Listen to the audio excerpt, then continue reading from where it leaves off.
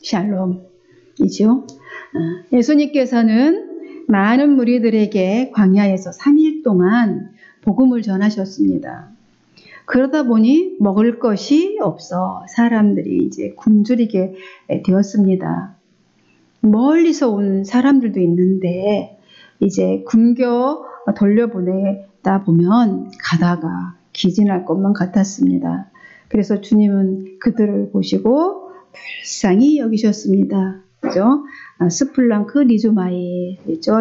스플랑크 리조마이가 창자를 끊어지는 그런 아픔을 느꼈다. 불쌍히 여기셨다. 그러셨습니다. 그래서 7병2호의 기적을 이루셨죠. 7병2호로 그들을 먹이셨습니다. 그리고 그들의 배를 채워준 후에 급히 그들을 흩어 보내셨습니다. 그리고 주님은 제자들과 함께 배 타고 어디로 갔습니까? 달마누다라는 그 지방으로 다시 또 복음을 전하기 위해서 가셨습니다. 그런데 그곳에 가자마자 그 주님을 마치 기다리고 있었다는 듯이 바리새인들이 예수님을 향해서 시험하려고 비난하면서 하늘로부터 오는 표적을 요구합니다. 주님은 그들을 응대하지 않으셨죠. 나 너희들에게 표적을 보이지 않겠다. 응대하지 않으시고 다시 건너편 지역으로 가시려고 배에 오르셨습니다. 오늘 살펴볼 이 본문은 바로 두 가지 있었던 내용을 얘기하고 있습니다. 예수님과 제자들이 이제 배 안에서 나누었던 대화, 그리고 도착지인 벳세다 맹인을 고치시는 내용입니다. 오늘 이제 먼저 14절을 보니까 제자들이 떡 가져오기를 잊었음에 배에 떡 한 개밖에 그들에게 없더라 그랬습니다. 이제 제자들이 전도 여행을 하다가 시간이 지체되니 시장기가 느껴졌겠지요. 그래서 떡을 찾아봤더니 떡이 한 개밖에 없었다는 겁니다. 그러니까 달마누다 그 지방에서 이제 출발하기 전에, 그죠, 배 타기 전에 양식을 좀 이렇게 구해서 챙겨와야 했는데 깜빡 했던 것이죠. 잊은 거죠. 우리도 막 여행 갈 때 막 잘 챙긴다고 이렇게 이것저것 막 챙기는데 꼭 중요한 건 한 가지씩 빼먹을 때가 있어요. 꼭 빠뜨리는 때가 있는데, 그런 것처럼 오늘 제자들도 이 전도여행을 하는 중에 먹을 양식을 빠뜨렸다는 것입니다. 그때부터 제자들이 이제 멘붕이 오면서 근심이 몰려오기 시작하는 거죠. 이 한 조각 떡으로, 떡 한 개로 뭐 어떻게 이 많은 배 안에 최소한 12명, 예수님까지 13, 그죠? 다른 분들도 계셨으면 더 많을 텐데, 어떻게 배를 채울까나? 이러면서 근심이 이제 몰려오기 시작합니다. 이때 주님이 제자들에게 딱 경고의 말씀을 하시죠. 갑자기 경고의 말씀을 하십니다. 15절에 뜬금없이 예수님께서 경고하여 이르시되 삼가 바리새인들의 누룩과 헤롯의 누룩을 주의하라 이러십니다. 제자들은 이제 갑자기 경고성 교훈을 이렇게 예수님께서 하시니까 당황했습니다. 그죠? 당황했겠죠. 갑자기 우리가 떡 가지고 고민하고 있는데 갑자기 웬 경고? 이렇겠죠. 당황해가지고 엉뚱하게 예수님의 말씀을 받아들이죠. 주님은 바로 얼마 전에 이적을 베풀어 배불리 먹였건만 그 사실을 잊어버리고 여전히 떡 문제로 저렇게 고민하고 있는 제자들을 바라보면서 이 말씀을 지금 하신 거죠. 안타까운 마음으로 하신 건 경고를 하신 겁니다. 그런데 제자들은 우리가 떡을 못 챙겨와서 주님이 저런 말씀을 지금 하고 계시는가? 라고 생각을 했다는 것입니다. 믿음이 적어 흔들리고 있는 제자들에게 예수님은 누룩의 교훈을 주신 것인데 이들은 여전히 떡 걱정을 하고 있는 것입니다. 지금 배 타고 지금 바다 가운데 있는데 자기네들이 아무리 의논하고 궁리를 한다고 해도 자신들의 힘으로 뭘 어떻게 할 수 없는 일이지 않습니까? 그런데도 지금 서로 어찌하지? 서로 의논하고 궁리하며 수근수근 대고 있는 겁니다. 이것을 바라보고 계신 주님이 지금 이렇게 말씀하신 거잖아요. 바리새인과 헤롯의 누룩을 조심하라. 이렇게 말씀하신 겁니다. 근데 이 똑같은 이 기사가 이제 마태복음에도 있는데요. 마태복음에서는 바리새인과 사두개인의 누룩을 조심하라. 이렇게 말씀하셨어요. 이렇게 표현했습니다. 그 말씀은 같은 말이에요. 헤롯의 누룩을 조심하라는 것은요, 당시 사두개인들이 강력한 정치 세력인 그죠? 헤롯 당원이 되어서는 권력을 누리고 있었어요. 사두개인들이. 그래서 이 말씀은 바리새인과 이제 사두개인들의 누룩에 비유해서 경계하라는 말인데, 그러니까 사두개인이나 뭐 헤롯의 누룩이나 사두개인의 누룩이나 똑같은 말이죠. 이 비유에서 이제 경계의 말씀을 하신 겁니다. 누룩, 누누이 말씀하셨지만 누룩은 그 누룩이 누룩은 들어가면 그 물체를 변화시킨다는 특징이 있죠. 누룩의 특징은.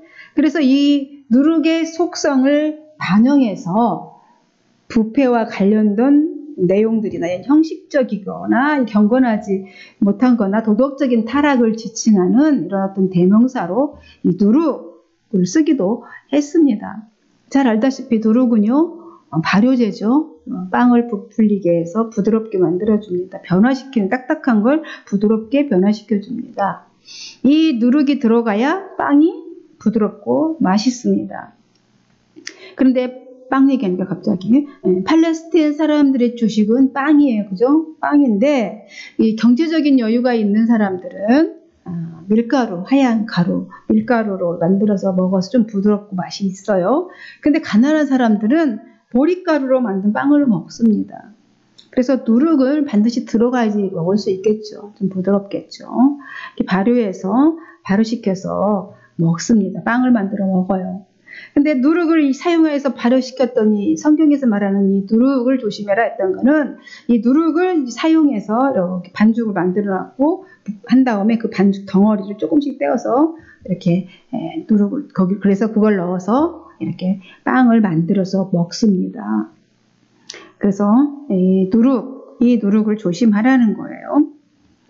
부정적 이미지는 누룩의 속성을 비유해서 어떻게 했습니까? 쓰인 것만은 아니에요. 이게 속성을 비유해가지고 쓰였지만 또 좋은 의미로 쓰인 경우도 있습니다. 이 부정적인 의미로는 뭐 어떻게 쓰였어요? 그 속성을 비해서 유선적인 신앙, 그 바리새인의 그 유성적인 신앙과 거짓 교리, 또 어떤 세상적인 사상, 뭐 이런 거를 다른 사람에게 이렇게 오염되고 쉽게 퍼지게 하는 것을 표현해서 누룩을 비유해서 말을 했습니다. 그러나 이제 긍정적인 이미지도 쓰이기도 했어요. 이 성경 안에 마태복음 13장에서 또 누가복음 13장에서도 어떻게 말씀하고 있습니까? 이 누룩을 천국에, 우리가 마태복음 살펴보았죠? 천국을 누룩에 비유하기도 했습니다. 마치 여자가 가루 서말 속에 갖다 넣어 전부 부풀리게 한 누룩과 같으니라. 이렇게 누룩이 쉽게 반죽에 퍼지듯이 이미 임한 하나님의 나라의 확장이 속히 될 것임을 나타내는 비유였습니다. 이것도 예수님께서 친히 비유로 말씀하신 것입니다. 예수님은 누룩을 좋게도 나쁘게도 사용하셨습니다. 따라서 누룩 자체가 나쁜 것이 아니라 누룩의 속성을 좋게도 또 나쁘게도 사용하셨다는 것입니다. 이 말씀을 드리는 것은요, 이 성경을 너무 이제 우리가 근시안적으로 또 보지 말라는 겁니다. 객관적으로 또 통전적으로 말씀을 보라는 거예요. 이럴 때 저럴 때 다르게 표현한 말씀들이 종종 성경에는 기록되어 있습니다. 아니, 전에는 이렇게 말씀하셨는데 또 이렇게 말씀하셨네? 이해가 잘 안 되죠. 그러니까 맥락을 잘 고려하고 말씀을 봐야 되고 하나님의 의중이 그 안에 내포된 의미가 뭔지를 헤아려 보아야 하는 겁니다. 문자적으로만 무조건 이것은 성경에 이렇게 기록되었으니 이거야 라고 생각하는 것은 굉장히 위험하다는 것이죠. 너무 단세포적으로 생각하는 것입니다. 그래서 이것이 좋다. 누룩은 나쁜 것이니까 그건 좋지 않다가 아니라 누룩의 속성을 나쁘게도 비유하셨고 또 좋게도 비유하셨다는 것입니다. 우리가 성경도 그렇게 다양하게 아주 하나님의 시각으로 폭넓게 볼 수 있는 눈을 가져야 된다는 것이지요. 오늘 본문에서는 예수님께서 누룩의 속성을 들어서 오늘은 부정적인 이미지로 사용하셨습니다. 그러니까 그 누룩의 양이 아주 적을지라도 이제 금방 퍼져서 부풀러 올라서 물질을 변화시켜 버리는 것처럼 악한 습관과 행위와 사상은 속히, 그러니까 미세할지라도 급속히 퍼지기 때문에 누룩과 같은 이들, 그러니까 바리새인과 사두개인들 주의하고 경계해서 죄악에 오염되지 않도록 하라. 이렇게 제자들에게 경고의 말씀을 하고 계시는 것입니다. 여러분, 죄는 더 무엇보다도 더 속성으로 오염되는 특성을 가지고 있습니다. 참 그죠? 죄는 재미있고 죄는 달콤하거든요. 초고속 지식 전달 매체가 뭡니까 요즘? 인터넷이죠. 인터넷망을 통해서 그 속도, 죄의 속도는 더 가중되고 있다는 생각을 하게 됩니다. 매일 뉴스를 이렇게 듣다 보면 그 범죄의 잔혹성은 도대체 어디까지인가 생각하고 참 놀랍다고 놀라울 정도로 놀랍고 또 무섭습니다. 그 어느 범죄 심리학자가 이렇게 말을 했습니다. 이런 말을 하더라고요. 범죄자에게서 범죄 도발자, 범죄하려고 생각하고 있는 그 사람들에게 심리적인 오염이 된답니다. 심리적으로도 전에 저 사람이 어떤 죄의 그 오방 범죄를 하는데요. 그 범죄자의 그 심리적인 것이 오염이 돼서 더 범죄의 수법이 더 잔혹해지고 더 진화해지고 있다는 것이죠. 얼마나 무섭습니까? 죄의 오염은 이렇게 속성으로 퍼져가고 있습니다.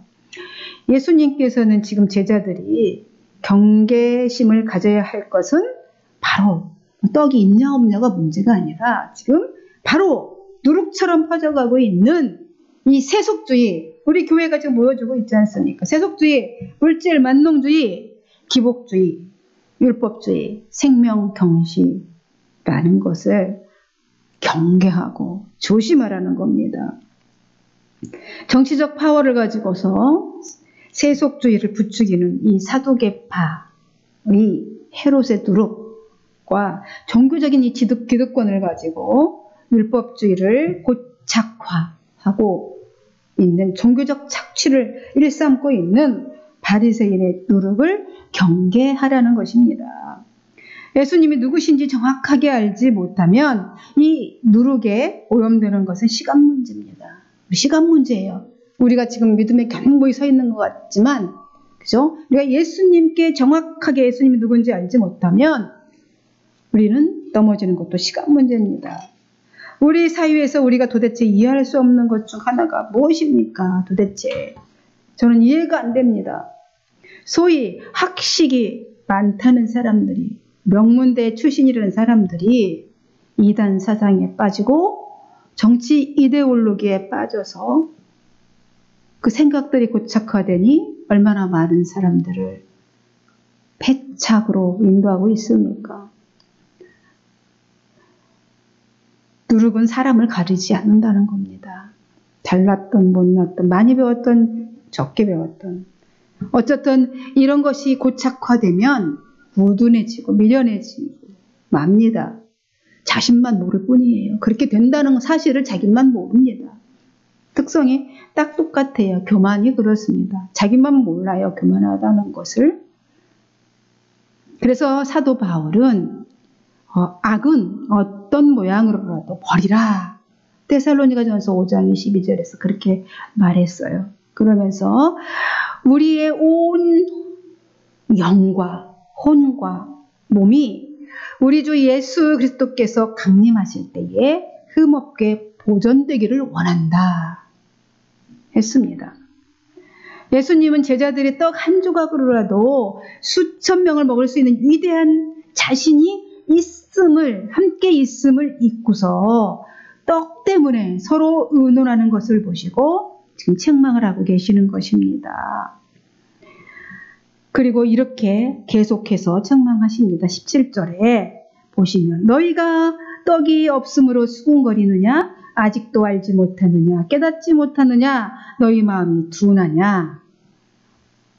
너희가 어찌하여 먹을 것이 없는 것을 두고 그렇게 수군거리냐는 거예요. 아직도 깨닫지 못하느냐? 너희 마음이 어찌 그리 둔하냐? 이렇게 말씀하십니다. 예수님을 곁에 모시고 있으면서 의견이 분분해서 서로 수군거리는 것을 보시고 아직까지도 저들의 신앙이 이 정도밖에 자라지 못했단 말인가. 참 답답한 생각을 하신 것이지요. 그래서 주님은 제자들을 아주 준엄하게 꾸짖으십니다. 주님과 상관없는 사람들은 야단도 안 치죠. 수많은 가르침과 이적을 보고 감동도 받았던 그들이 벌써 그의 능력을 잊어버린 채 인간의 그 나약한 모습을 보이고 있습니다. 그러자 저절로 주님이 탄식하시는 것입니다. 그들이 왜 이럽니까? 그들은 예수님에 대한 확신이 없었기 때문입니다. 확신이 없었던 것입니다. 그래서 주님이 계속해서 꾸중하시죠. 18절에 너희가 눈이 있어도 보지 못하며 귀가 있어도 듣지 못하느냐? 또 기억하지 못하느냐? 이렇게 말씀합니다. 눈이 있어도 보지 못하고 귀가 있어도 듣지 못하느냐? 다 잊었느냐? 인간은 영적인 존재죠. 창세기 1장 27절에 하나님이 어떻게 하셨습니까? 남자와 자기의 형상, 곧 하나님의 형상을 따라 사람을 창조하시되 남자와 여자를 창조하시고 또 27절에 2장 7절에 여호와 하나님이 땅의 흙으로 사람을 지으시고 생기를 그 코에 불어넣으시니 사람이 생명이 되니라 그랬어요. 그 인간은 창조될 때 하나님으로부터 생기를 받은 생명입니다. 영적인 존재입니다. 그러므로 우리는 영안이 떠 있어야 되는 것입니다. 그죠? 영안이 떠 있어야 됩니다. 하나님을 알아봐야 되고 하나님이 어떻게 움직이시는지를 볼 수 있어야 하는 것입니다. 하나님의 사람들은 그래야 되는 거겠죠. 그죠? 영안이 열려 있어야 됩니다. 영이 다스리는 이 세계를 정확하게 바라보고 바르게 파악할 수 있어야 되는 것이지요. 그런데 제자들은 오랜 시간 주님과 함께 있었어도 영안이 아직 떠지지 않았던 것입니다. 여전히 육에 속해 있었던 것이죠. 여러분 마찬가지로 우리도 아무리 오랫동안 신앙생활을 했어도 영적인 눈이 떠지지 않으면 영적인 맹인이 되어서 육신에 속한 자로 살아가는 것입니다. 지금의 제자들처럼 말이죠. 아직 영적인 눈이 떠지지 않은 지금 제자들의 상태, 영적인 상태 지금 말하고 있는 거잖아요. 이 제자들처럼 우리도 그럴 수 있다는 것이죠. 제자들은 주님의 여러 사역을 보고 교훈을 받고 또 따로 보충 수업, 그죠? 보강 수업도 받았어요. 그렇지만 영적인 부분은 아직 미숙했던 겁니다. 그래서 주님의 물음에 늘 당황해하고 그 가르침에 늘 다시 물었습니다. 무슨 말씀이시니까? 무슨 의미로 그렇게 이해가 안 됩니다. 주님 물었잖아요. 5병이어와 7병이어로 수많은 사람을 먹이셨던 주님.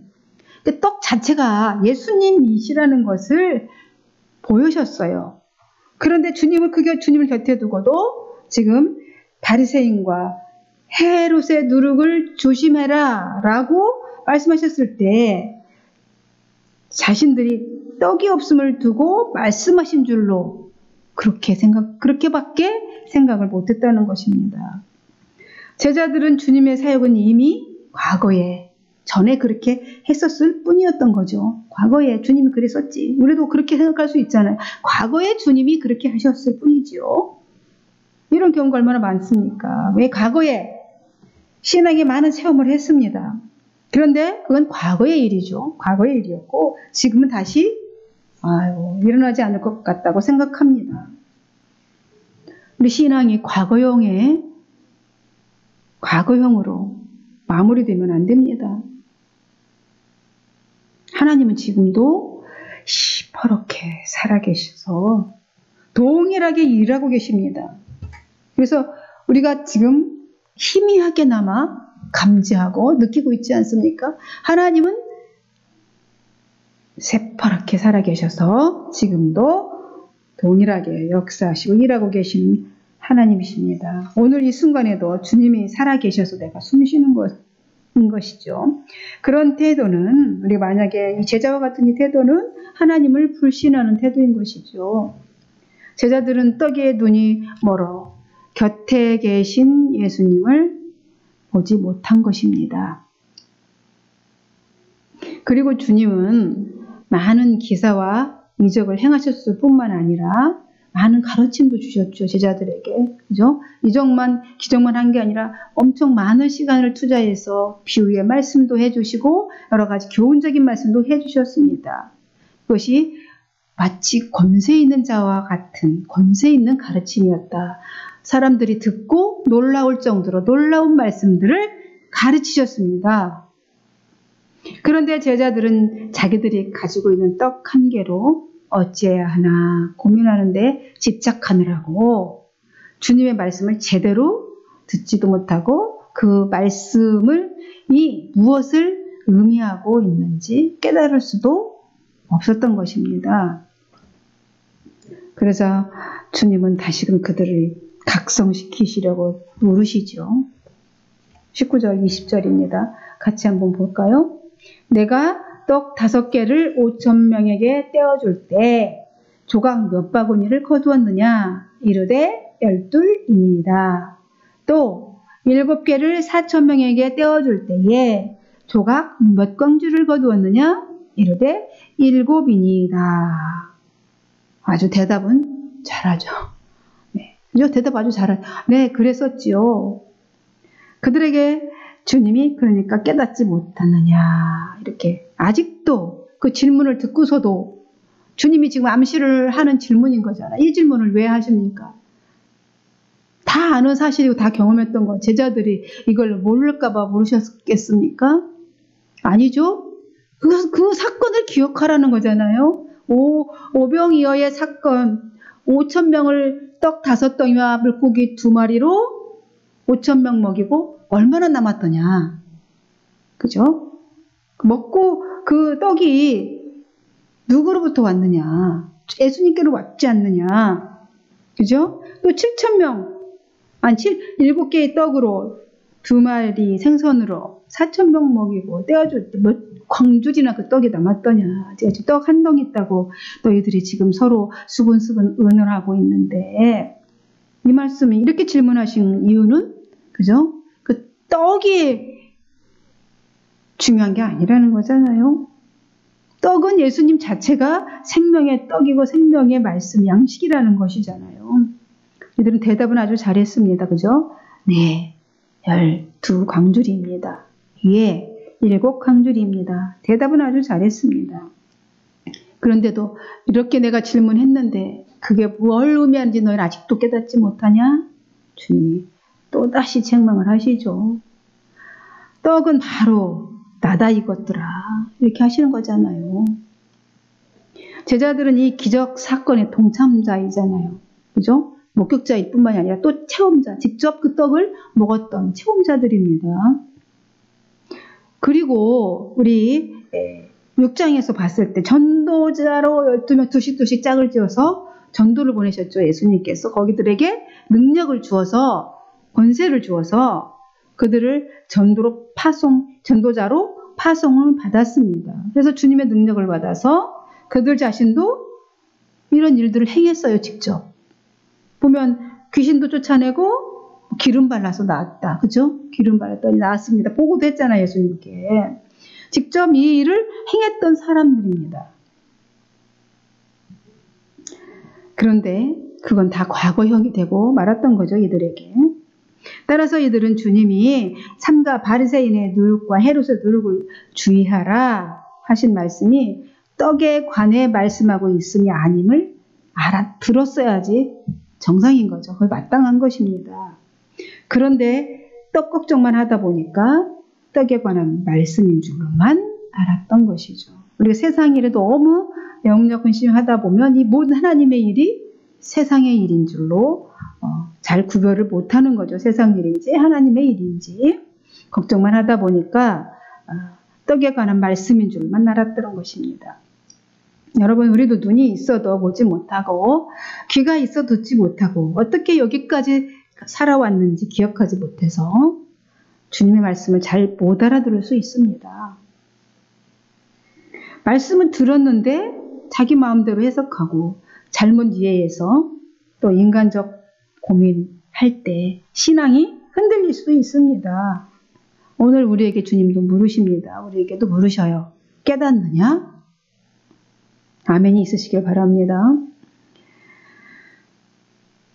하지만 하나님 곁에 계심을 믿고 우리가 그분을 바라보고 그분이 하시는 말씀을 잘 듣고 그분의 약속을 바라볼 때 불신앙에 빠지지 않을 수 있습니다. 배 타고 오는 중에 이런 일이 있었어요. 드디어 배가 도착을 했습니다. 22절에 보니까 배가 도착을 했어요. 도착한 곳은 요단강 동쪽에 위치해 있는 벳세다 마을이었습니다. 이 벳세다 마을이라는 뜻은 물고기 마을이라는 뜻입니다. 또 사람들이 몰려왔는데 이번에는 사람들이 맹인 한 사람을 예수님께 데리고 와서 만져달라고 요청을 합니다. 이 사건은 7장에서도 우리가 생각나죠? 귀먹고 말이 어눌한 자를 고치신 그 사건이 있었는데 그 사건과 유사한 것 같습니다. 이번에도 주님은 좀 특이한 방법으로 고치십니다. 23절에 보니까 예수께서 맹인의 손을 붙잡으시고 마을 밖으로 데리고 나가사 눈에 침을 뱉으시며 그에게 안수하시고 무엇이 보이느냐 물으시니 이랬어요. 23절 보니까 일단 소경을 데리고 마을 밖으로 나가셨습니다. 그죠? 물이 그때 귀먹고 어눌한 자 고칠 때도 따로 물 위로 떨어지셨죠. 일단 소경을 데리고 마을 밖으로 나가셨습니다. 맹인의 손을 붙잡고 친히 마을 밖까지 주님이 인도해 가신 것입니다. 이 사람은 자신이 간절히 원해서 왔다기보다는 오늘 말씀의 내용 분위기로 가서 사람들의 손에 이끌려온 사람입니다. 그런 그를 주님은 손잡아 이끌어 인도하십니다.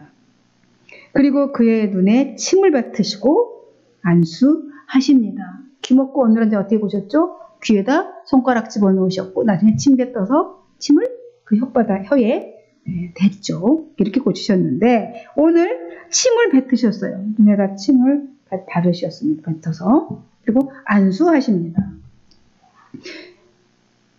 아무 생각 없이 주님 앞에 나왔을지라도 이렇게 주님은 외면하지 않으시고 그를 이끌어 인도해서 치유하시는 것을 봅니다.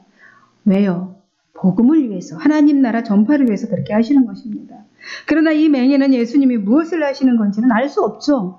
지금 뭘 하고 계시는지도 믿음도 없고 원함도 없고, 그죠? 자발적으로 자기가 온 것도 아니잖아요. 사람들에게 끌려 나왔을 정도로 믿음이 연약한 사람이었기 때문에 주님이 지금 하시는 일이 뭔지도 잘 모르고 있었습니다.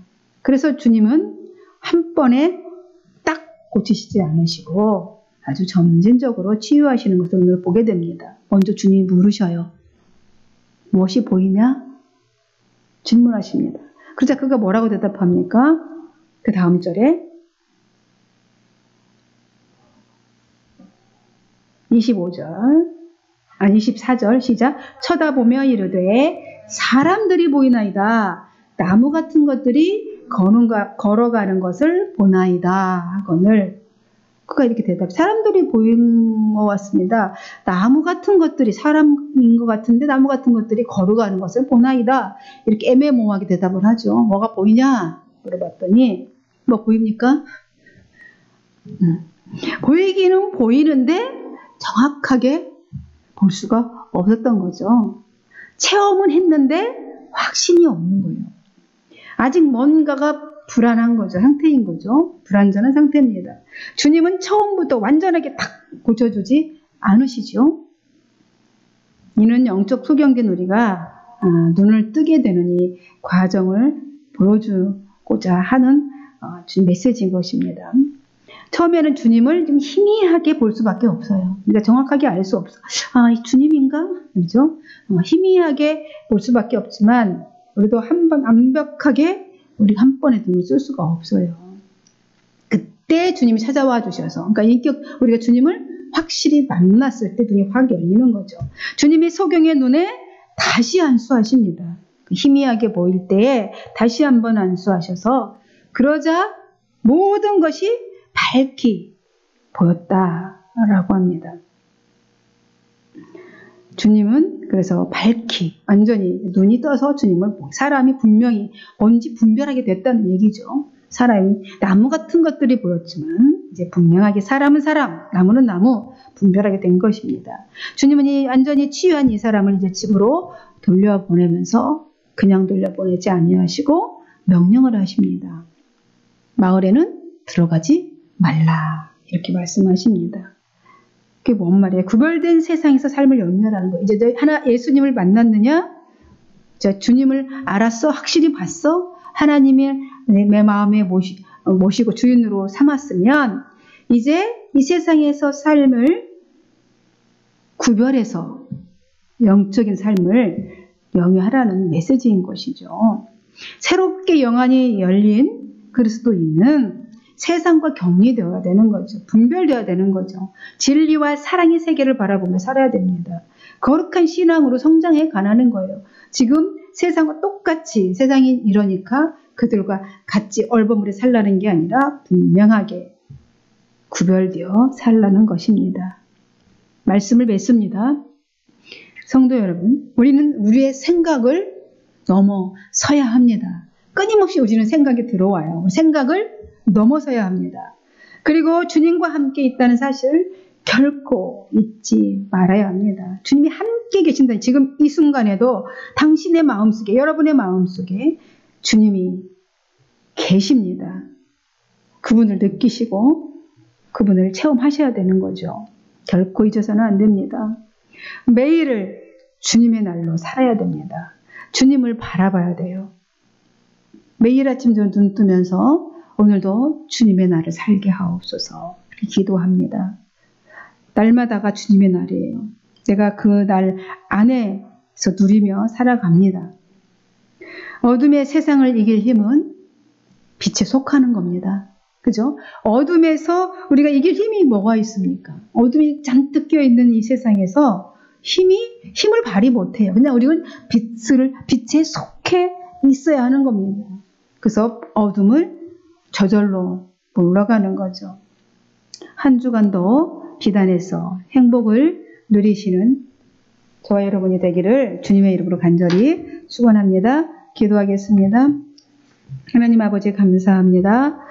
오늘 주님께서 저희들에게 세상의 소리를 듣지 말게 하시고 세상에 누르게 오염되지 말라고 죄에 누르게 오염되지 말라고 말씀하십니다. 내가 이런 것 같은데요. 이것이 옳은 것 같은데요. 라는 내 생각을 넘어서서 하나님이 오르시고 하나님이 행하시는 것을 바라보며 제가 하나님의 뜻에 순종하는 그런 삶을 살아가도록 오늘 이 말씀 주신 것을 믿습니다. 그렇게 우리의 삶이 이어져 가도록 거룩하신 주님이 우리 안에 내주하여 주셔서 그 길을 인도하여 주옵소서. 감사하고 맡기오며 그리스도이신 예수님의 이름으로 기도하옵나이다. 아멘.